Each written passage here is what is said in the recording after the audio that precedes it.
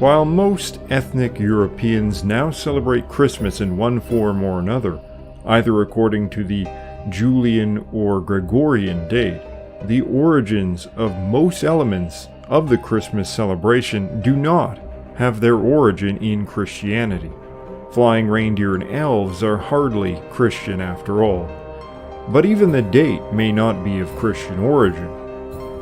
While we should be aware that much related to modern Christmas was carefully crafted and marketed within the modern era in order to create a more secular and increasingly commercialized event, there most certainly were celebrations held around midwinter throughout Europe, long before the Christian religion existed, in a time when European peoples worshipped their own gods, and held their own myths and histories, and the celebrations that accompanied them. We are going to take a look at some of these traditions, from the frigid temperatures of Novgorod, Russia, to the Western Isles of Scotland. We will unwrap clues that may just gift us with greater insight into the customs of our ancient past and our Christmas before Christ.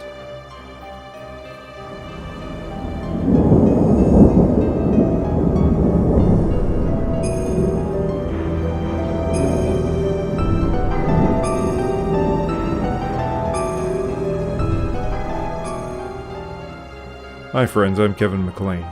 If you'd like to support the channel and be part of a great community, come join me on my Patreon channel. You can also support me through PayPal. Much thanks to all of my supporters.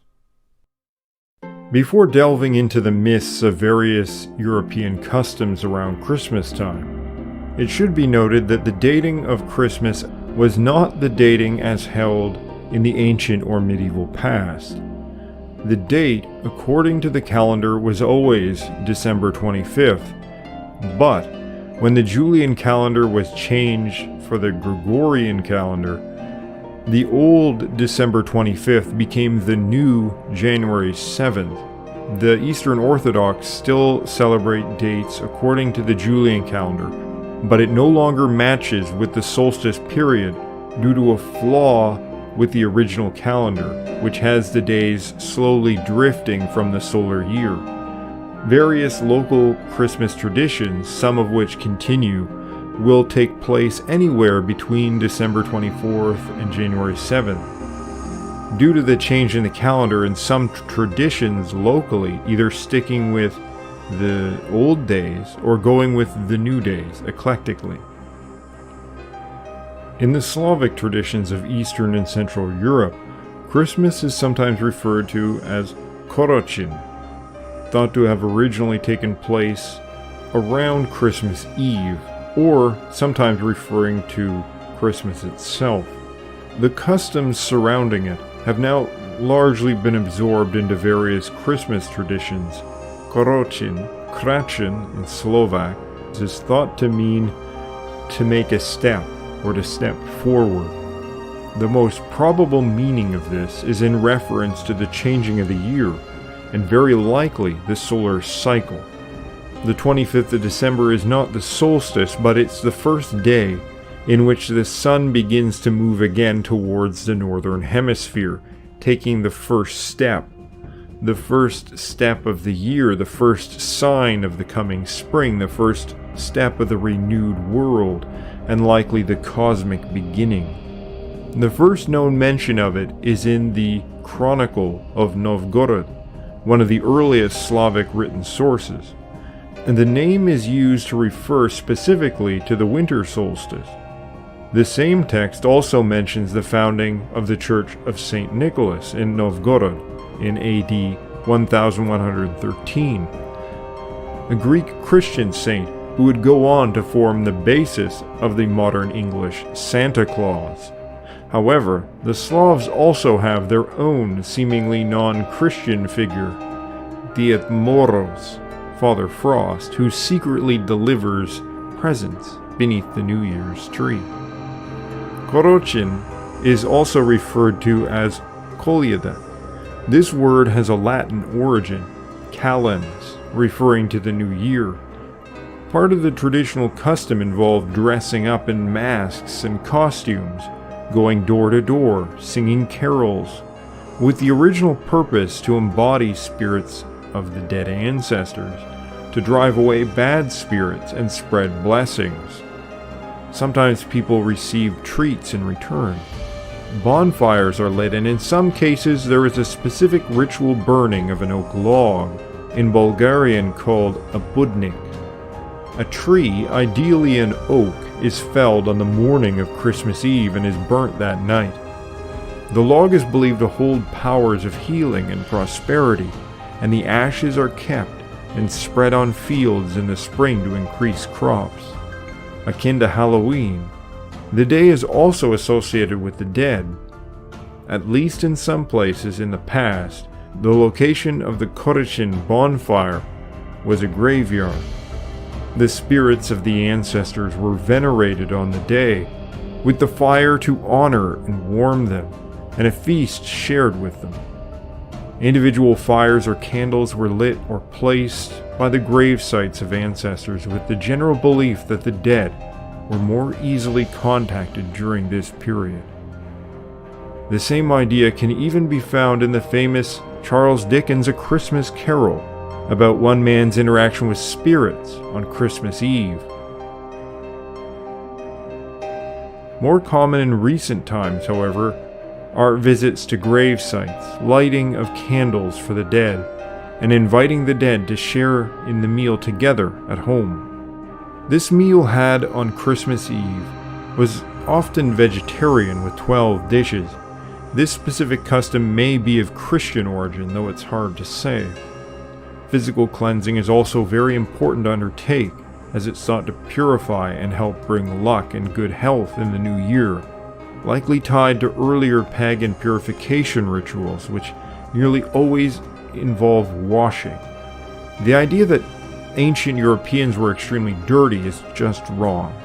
While we know Roman and Greek bathing traditions, we also have an account of Slavic bathing traditions where the Christians say, "I saw the land of the Slavs, and while I was among them, I noticed their wooden bathhouses. They warm them to extreme heat, then undress, and after anointing themselves with an acid liquid, they take young branches and lash their bodies.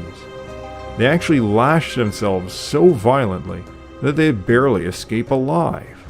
Then they drench themselves with cold water and are thus revived, and they think nothing of doing this every day."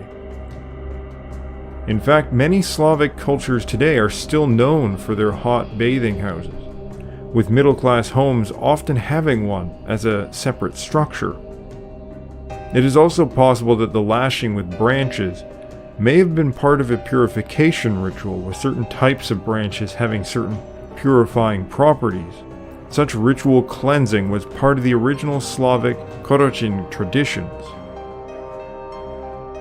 The Baltic people, anciently linked to the Slavs, have similar customs with similar names. The Lithuanians call Christmas Eve Kūčios and Christmas Day Kalėdos, cognate with the Slavic Kolėda. On Kūčios, a vegetarian meal is had with 12 dishes, and traditionally, deceased relatives are given a special place at the table. Many times the table was not cleaned away, as it was believed that the dead came to eat once the household was asleep. Hay was also spread upon the table beneath a white tablecloth, from which lots are drawn by randomly pulling a piece out from underneath. In some cases, the meal is referred to as the Feast of Adam and Eve, and it's said to symbolize the fall of humanity. Apples are served and cut up and distributed first to the husband by the wife. There is nothing biblical about this tradition, but apples were an important symbol in ancient European paganism. So much so that the idea that Adam even ate an apple and not a fig or some other Middle Eastern fruit seems to be of European pagan origin. A special log was also cut down and burnt upon the fire. Sometimes the log would be dragged through the local area, and people sang carols and dressed with masks or costumes. At the end, the log would be burned in a festive fire. They also have a local version of St. Nicholas called Senes Shaltis, which in Lithuanian means old man cold, or he is alternatively known as Kalėdų senelis, which means old man of kalends. This gives us a glimpse into what might have been the original figure behind Santa Claus. As in every other case, he distributes gifts to good children, but only if they perform some art or skill for him, be it singing, dancing, reciting poetry. There are similarities to be found in the Welsh tradition of Christmas. The Bonncyff Nadolig, the Christmas log, is very similar to the Yule log. A special log was marked out and set aside for burning on Christmas Eve, or sometimes to be burnt over a period of several days. Processions go out with a horse skull and knock on doors. This Vari Lluid, or Mary Lluid, is the grey mare, thought to bring good luck. A rhyming poetry battle takes place between the horse and the person whose door it approached, the horse seeking entry and the homeowner seeking to deny entry, all in good spirit. If the owner relents, the Mary Lluid and its accompanying procession of men would be invited in for a drink and snacks. The exact custom may have been influenced by English traditions, and it's part of the overall wassailing custom, ultimately of English origin. There are also traditions of going door to door, either in mask or with totems, requesting treats. The entire celebration is tied predominantly to the idea of the New Year, and it's possible that traditions originally set for the period of Samhain were changed to match with Christmas. However, it's also possible that the timing of these types of celebrations simply differed between Gaels and Brythonic people, the later being in more close connection to mainland Celts. In the earliest Welsh myths, it is the time of New Year, celebrated on or around the winter solstice, which stands out as being the most significant date. The Gaels, on the other hand, considered the year to begin with the onset of winter and the end of the harvest season, as opposed to the solstice. However, there were some traditions which the Gaels celebrated around the time of Christmas. One thing that is generally agreed on in timing between Welsh and Gaelic custom is the killing of the wren. The wren is called the king of birds, not just in Gaelic and Welsh traditions, but this element can be seen at play in folklore across Europe. The exact reasons are beyond this video, but a consistent custom in Ireland, Scotland, and Wales is the Christmas killing of the wren by a group of young boys who would then lead a procession, either with the dead bird openly displayed or with the bird concealed in a box, which people would give small treats to the wren boys in order to see. Generally, this was done on December 26 or thereabouts, and it undoubtedly had a connection to a pagan solstice ritual. The wren in this case may represent the old year, or the winter season specifically. The bird was one of two important birds for divination, the other being the raven. But according to medieval Gaelic sources, the raven had many positive connotations related to wealth and luck, whereas the wren prognosticated ill fortune most often, perhaps because it is a bird that came to symbolize winter with its scarcity. The boys that hunted it were probably reprising a mythical role. In Welsh myth, Say strikes a wren with an extremely deft cast, earning him his name, Say Saw Guffus, Say of the skillful hand. The killing of the wren is also part of Scottish custom, as is the burning of a festive log. But this extends to the Gaelic community as well, which sometimes refer to the log as the Callach, meaning an old woman, but specifically in this context, very likely the old bitter woman of winter, also known as Bera or Bírog, linked to winter storms and cold, thought to reside at the height of certain mountains. The log would sometimes be decorated or carved in the likeness of the Cailleach, then burned upon the flames. I don't know if this is explicitly attached to the custom or not, but it's possible to link this to surviving Scottish Gaelic myth. Queen Beara was said to have enslaved Brige all winter. She sent her to wash a dirty fleece white, but it was an impossible task. One day, an old man approaches her and says he feels sorry for her. He cleans her fleece, making it pure white as snow, then gives her flowers and tells her to tell Beara that they have begun blooming near the stream. When she asks his name, he reveals that he is called Father Winter, whom we can possibly identify as the same in origin as Father Christmas, now used as an alternative name of St. Nicholas. The log in the Gaelic tradition, to some at least, symbolized the burning of the terrible goddess of the dark half of the year in order to bring on the spring. From the Cromwell period until the 19th century, Christmas was effectively banned in Scotland, and thus a lot of the customs that became attached to Christmas in other places remained attached instead to New Year's. For Cromwell and other militant Protestants, Christmas, or Yule as they correctly called it, was fundamentally pagan in origin, and of course, they were right. The Hogmanay celebrations in Scotland, otherwise known as New Year's, were originally timed to the winter solstice rather than the calendrical New Year.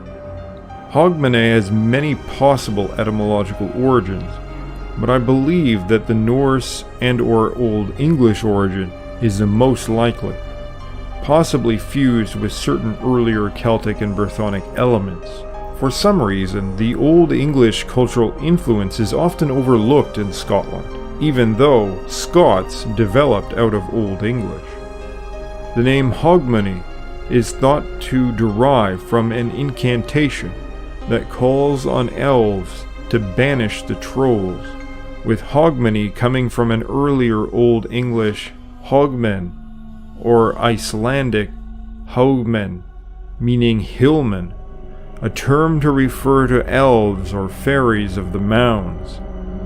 A Scottish rhyme, spoken on the day, goes, Hogmanay trollolay, give us your white bread and none of your grey. Possibly, this is asking the elves to drive the trolls into the sea, with ole meaning to the sea, or a mutated version of away. And this is then linked to the coming prosperity of the land if the trolls are not there to blemish it. Another English phrase found in a collection of archaisms called Percy's Relics, published in 1765, says, Singe heve and howe, rombelloe trolle onowe. This is a clear indication of recited invocations against trolls, and as Beowulf shows us, trolls were thought to reside beneath the waters. This ultimately connects to the idea of the Fomorians who were driven away, also on the Gaelic New Year. Banishing trolls may not be most people's idea of a Christmas party, but it may well be linked to something far more ancient than Christmas, something grounded in the very origin of Indo-European mythology. Traditionally, Hogmanay had many of the same themes we have already seen: masked children going door to door, rhyming and receiving small treats, many different local fire rituals, burning of the Yule log, and first footing traditions, which invokes the idea of obtaining good luck in the new year, and is very close in meaning to the Slavic name for the day, korochin, meaning to take a step. And of course the idea of making a lot of noise at the time of the new year, something still practiced today, likely originates from customs of banging, shouting, and ringing bells in order to drive off the old year and the bad spirits like trolls. In some Gaelic areas, a man would take a bull hide with its horns and go about dressed as a bull, and people would try to beat the hide. The man cow would circle the houses sunwise, banging on them, and getting the people to come out, singing a song about beating the Cailleach, again with the figure of the Cailleach representing the old year and winter.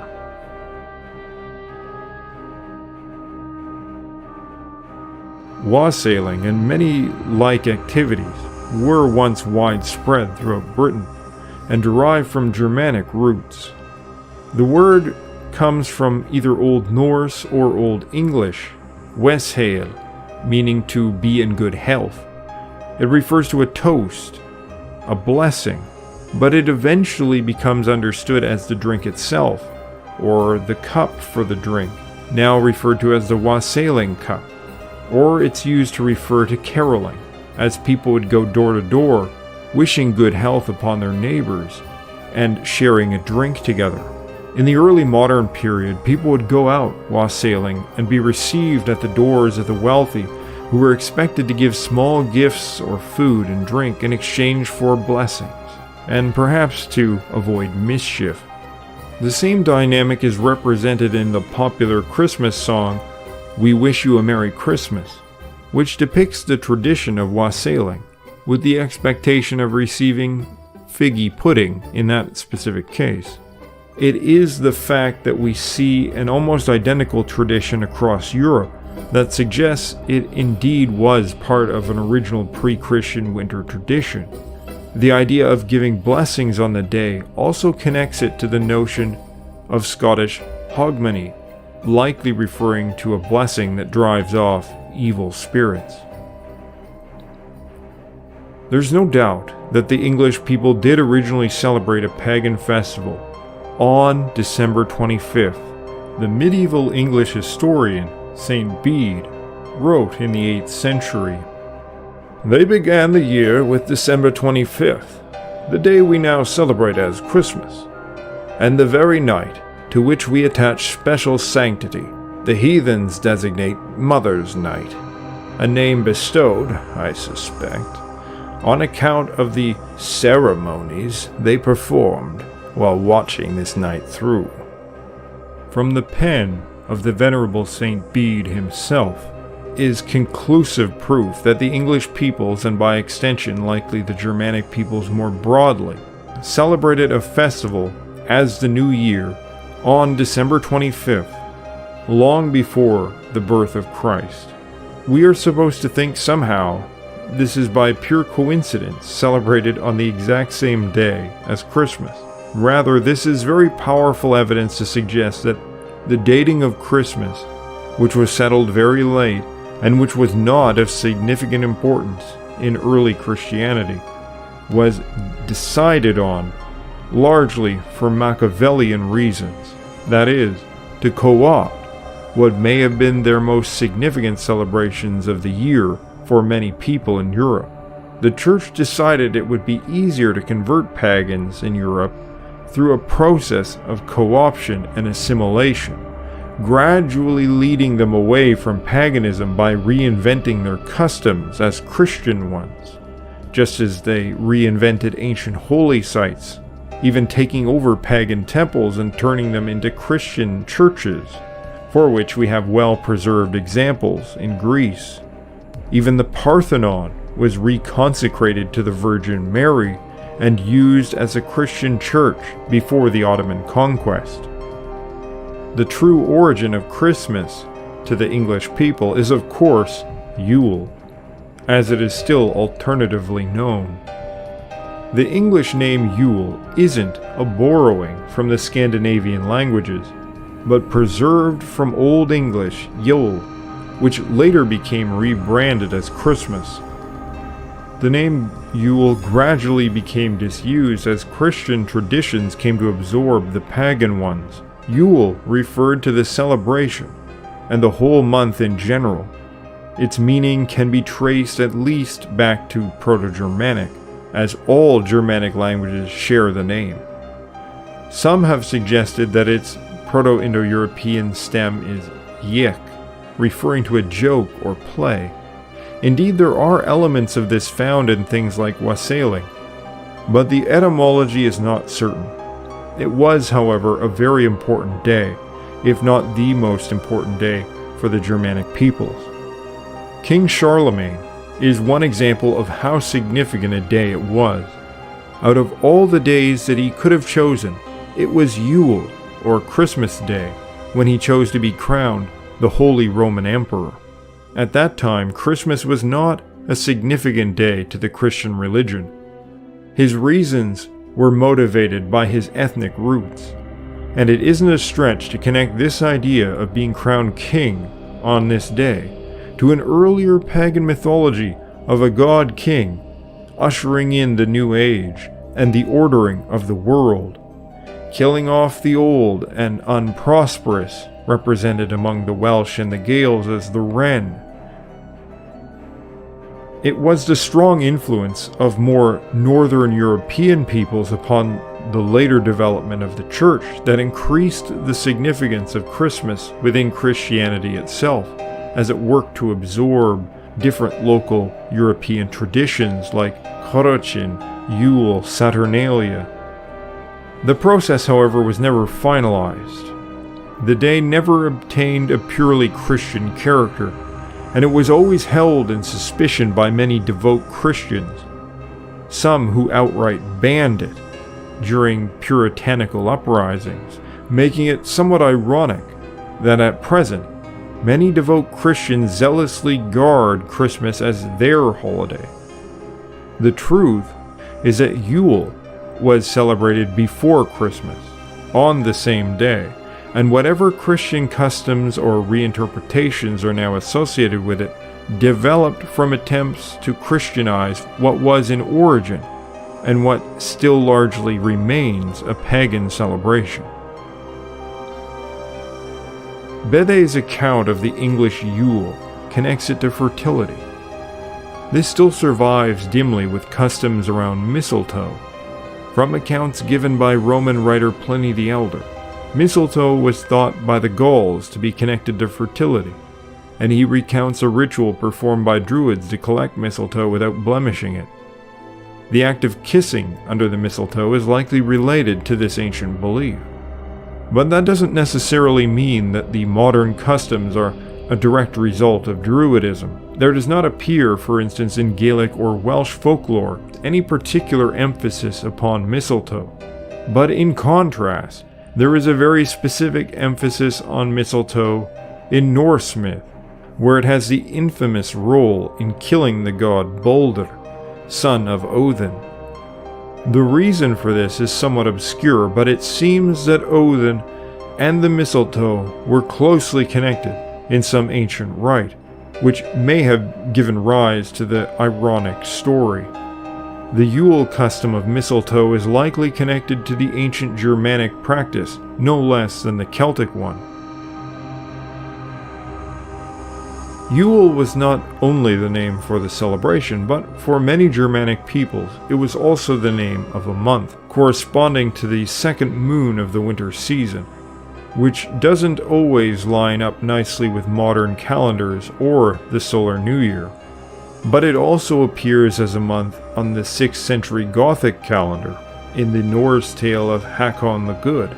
The festival itself was said to last for 3 days. These several days were, under Christian influence, turned into 12 days of Christmas, referred to as the Epiphany. We find this significance of 3 days coming up in other Indo-European traditions. The Samhain festival of the Gaels was said to last for 3 days, for instance. In surviving Scandinavian traditions, there are, or at least were, customs similar to wassailing. There does not seem to be a prominent tradition equivalent to the Yule log, however, but there is a Yule goat. It is a figure of a goat fashioned out of the last sheaf of grain from the harvest, a part of the grain that was usually thought to possess some spirit within it. This link between the Yule festival and the last sheaf of grain from the harvest is also found in the Lithuanian traditions, and the goat is also a feature of some Slavic traditions, where an 11th century account says a man-sized goat was led around by a figure depicting St. Nicholas. Some traditions have a man dressed up as a goat who insists on receiving presents. Some have tried to link this Yule goat to Thor, based on the idea that he owns goats that pulled his wagon, but there appears little evidence to actually connect these two. Of the deities mentioned in our medieval sources linked to Yule, Thor is not among them. There are spirits called Nissa or Tomte, linked to the winter solstice in Swedish and Norwegian folklore. They are in origin akin to English hobgoblins. They are spirits of the home and property, which can be helpful or damaging, even dangerous if offended. Their exact relation to Yule seems to be relatively recent, and under the influence of figures like Santa Claus. But in the 19th century at least, they began to be represented as bearing gifts to people alongside the Yule goat. Food offerings were left for them, as is customary for all household spirits in many traditions.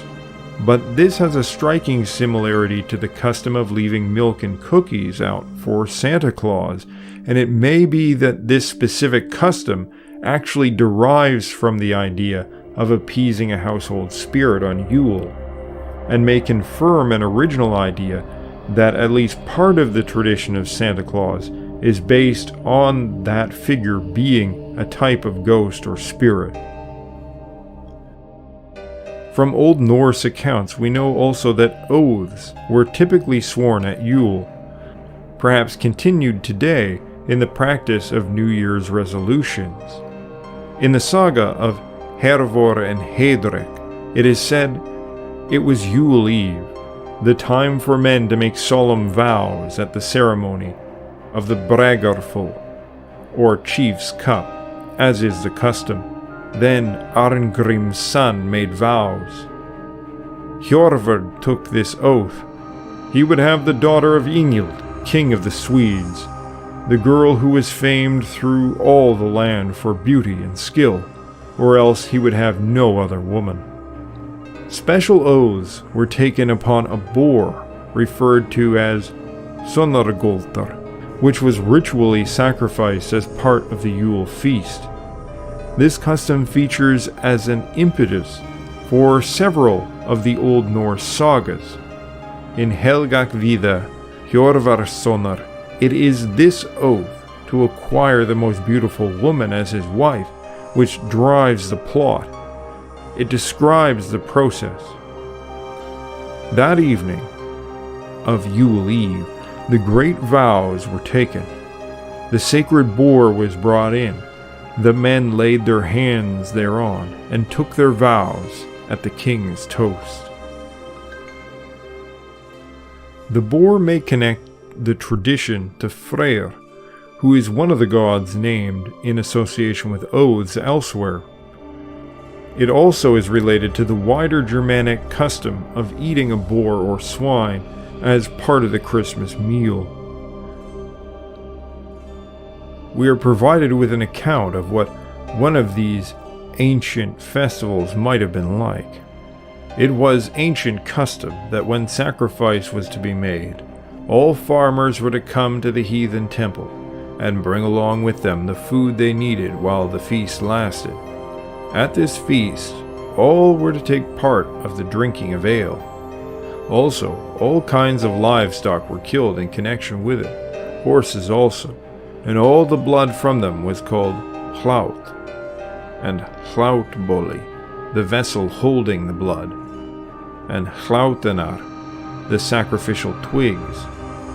These were fashioned like sprinklers, and with them were to be smeared all over with blood the pedestals of the idols, and also the walls of the temple within and without, and likewise the men present were to be sprinkled with blood.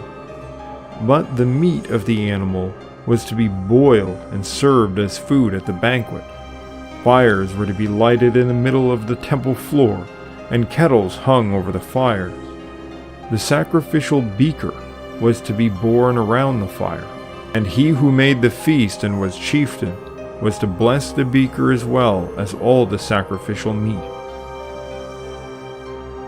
So in pre-Christian times, great feasts were hosted like this at pagan temples, and local farmers would come with animals to sacrifice, to eat, and as was mandatory, drink plenty of ale.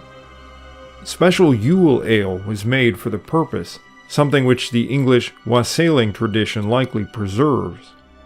Drinking was done in honor of the gods. Odin in particular was toasted, but so too were Njordur and Freyr. Freyr's role in the festival signifies its connection to fertility, just as in the English case. But what about Odin? What does he have to do with Yule? There are strong reasons to think that Odin was a primary focus at Yule. One of Odin's names is Yulnir, meaning the Yule one. Myths connect him, perhaps ironically, to the mistletoe responsible for slaying his son. The period is also connected to the dead, and to the wild hunt in Germany, England, and Scandinavia. It is a procession of spirits of the dead, sometimes called hunters, other times an army. The leader of this host is often identified as Odin or Woden. It was believed that if a person was set upon by this host laid flat on the ground, Odin would not strike them. This folk belief also connects Odin to lightning, because it was believed that this was how one could avoid being hit by lightning. Yet Odin and his hunt was particularly active around the time of Yule, and numerous folklore accounts attest to this. A local tradition from Sweden said that one should carry a piece of steel and bread with them to church on Yule, in case they came across a rider with a broad-brimmed hat. If they did, they should throw the piece of steel at him, and the bread to his dogs. The reason for throwing steel was because he was thought as a spirit or ghost. Iron and steel has warding capabilities against such spirits. Yule is a time when the veil between the world of the living and the dead is thin, which is why those spirits of the wild hunt are more likely to be roaming about the skies. In Norse tales, the Draugr are especially active around that time, and we have seen that the dead play an important role in various Christmas-time folk traditions across Europe. Odin's host is comprised of spirits of those honored dead, just as his palace Valhall is their home until the great battle of Ragnarok. We see such themes in Welsh myth as well, where the hunt and the new year serve as a time when men come into contact with gods or spirits. Christmas Eve was referred to as Modra Night, named, he suspected, for the activities that they got up to.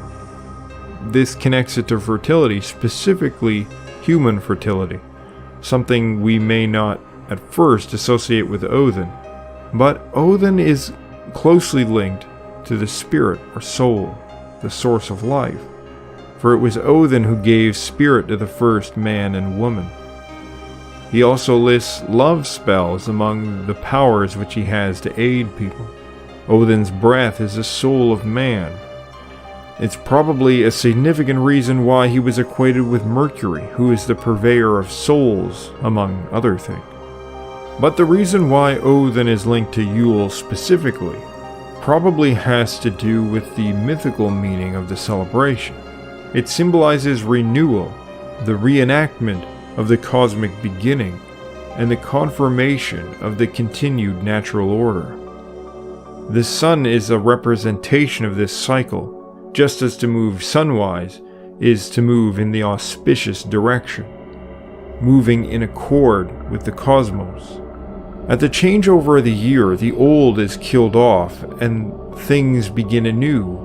That's why all is done to dispel the inauspicious, to get rid of the old year and to increase luck and future fertility in the new year. It was Odin and his two brothers who slew the giant Ymir, drowning all the other giants save two beneath the oceans created from Ymir's blood. It was they who fashioned the cosmos from his body. It is therefore Odin who established the ordering of the cosmos, reflected and reaffirmed during the New Year's celebration, whether held according to the solstice or not.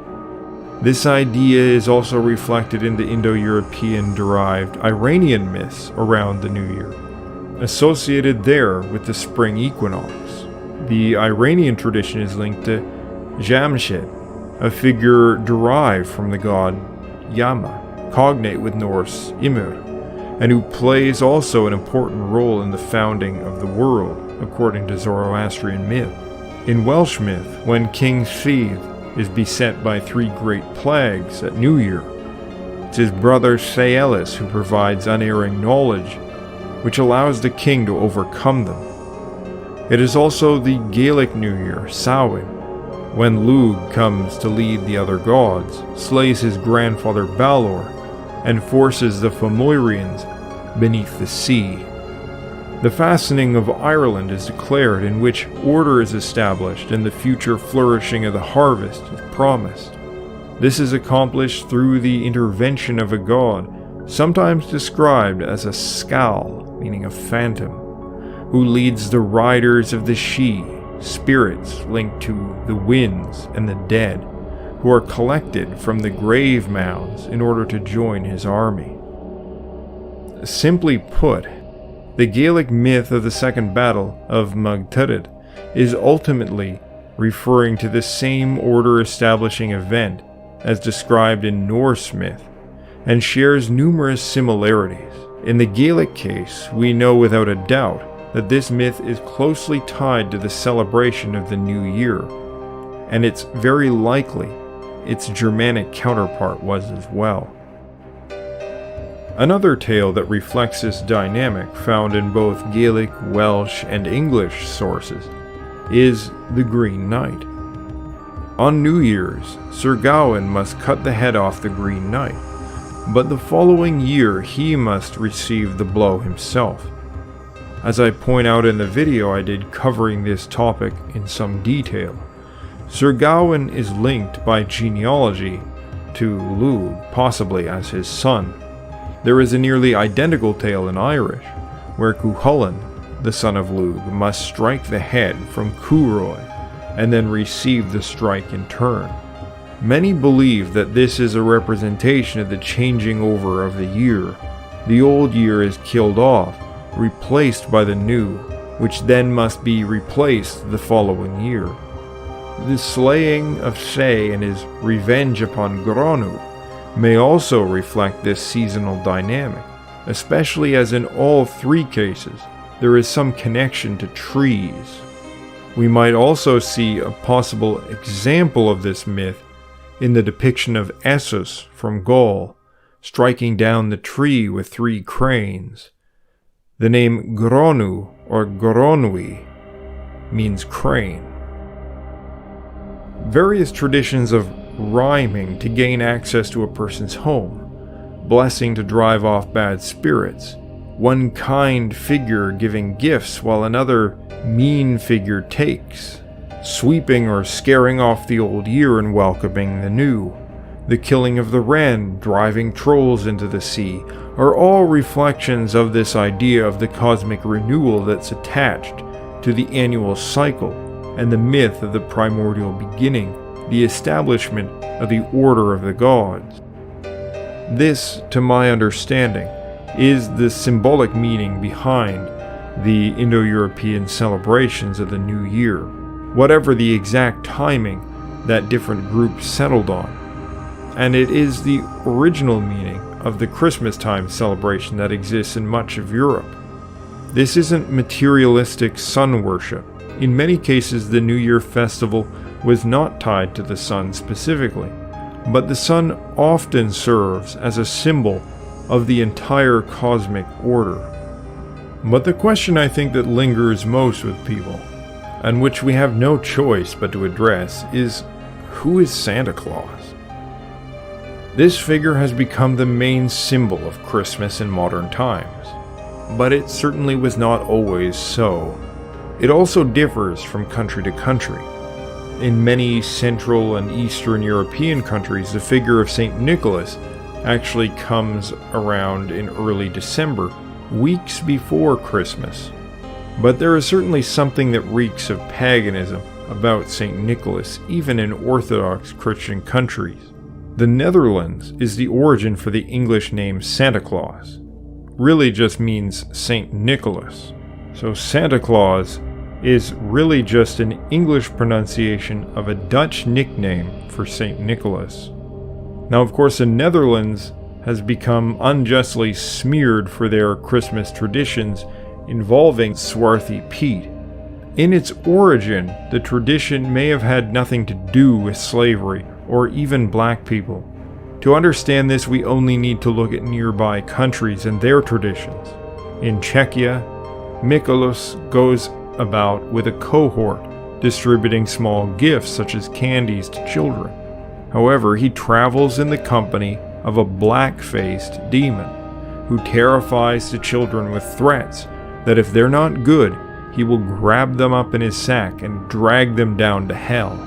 This figure is the same known in Germany as Krampus, also represented by a black-faced person wearing some costume. Now, these figures often are also dressed up as demons or monsters, and so it distracts people from the fact that they are wearing blackface, but they generally do also wear blackface. Such a figure also accompanies Saint Nick through parts of the Balkans and elsewhere. Even as far as Iran, there is a figure of Amu Noruz, Uncle New Year, who distributes small treats and tells children stories, but travels in the company of a black-faced sidekick who is mean and demands gifts from children. It is very likely that these traditions go back to an original mythology where the black-faced person is intended to represent a dangerous ghost or demon, but one which has been put under the control of the figure that's representing the new year. The giving figure is the physical representation of the new year, which is going to be bountiful.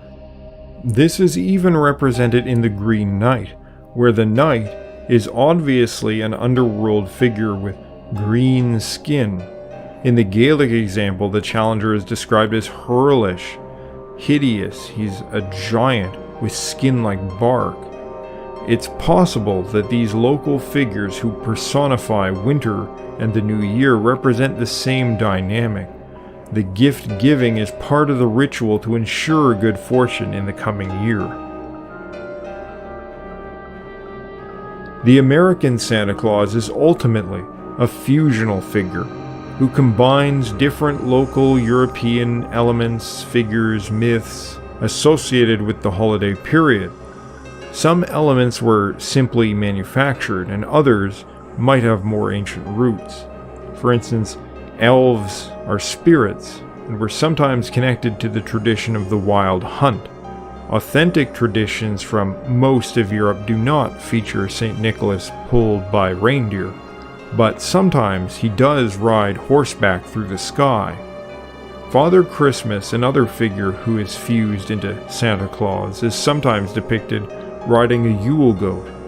Santa Claus is not likely to have been derived directly from Odin, though it's possible that he has picked up some elements of the wild hunt or other local traditions.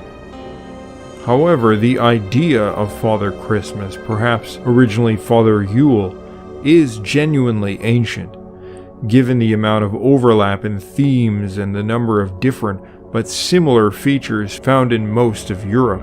He is the personification of the spirit of the season and the festival itself, and of the new year to come. This idea is even present and is in fact the foundation of the story of A Christmas Carol by Charles Dickens.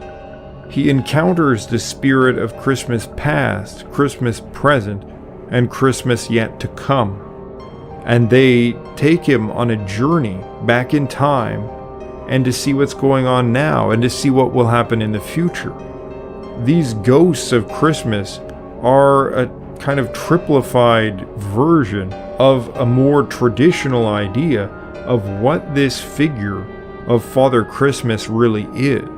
Now, not everything in A Christmas Carol is authentic Yule traditions, but the expression of this idea of the ghost of Christmas is much closer to the idea of what and how people in the past would have thought about this figure. And it even sort of correctly represents how the figure acts upon a person, because the ghost causes Ebenezer Scrooge to think and feel certain ways, which then changes his behavior and causes him to be the one to give, which is really what the idea of Santa Claus causes people to do even today. We have very many traditions across Europe linked directly to this figure, and generally they call him Father Christmas, Grandfather Frost, Old Man Cold, and we should accept that this is actually his identity. And of course, he is very real. We all have an idea about what he is like. He can influence how we think, what we do, how we act. Father Christmas is first attested in English in 1435, but almost certainly he existed before even this, likely going back to a pagan deity of the Yule season. In Russian folklore, Father Frost, the king of winter, gives gifts to the good, but punishes the wicked. All the pine and the fir trees are said to be his possessions. Father Christmas represents the custom and traditions of the time he governs over, but at the same time promotes the continuation of those things through his identity. Anyone who has told a child about him, or who has put on a costume and role-played this, has engaged in his manifestation. So Christmas is really pagan. Santa Claus is real, and no, reindeer don't really fly, but spirit horses do. So let's continue to dig deep into our roots and manifest the spirit of Yule, the spirit of the new year, and the wonderful winter season that kids love and so many adults pretend to hate. Now, if you found this video interesting, please like, subscribe, and consider supporting me on Patreon or sending a donation through PayPal. Thank you all for listening, and as always, stand tall.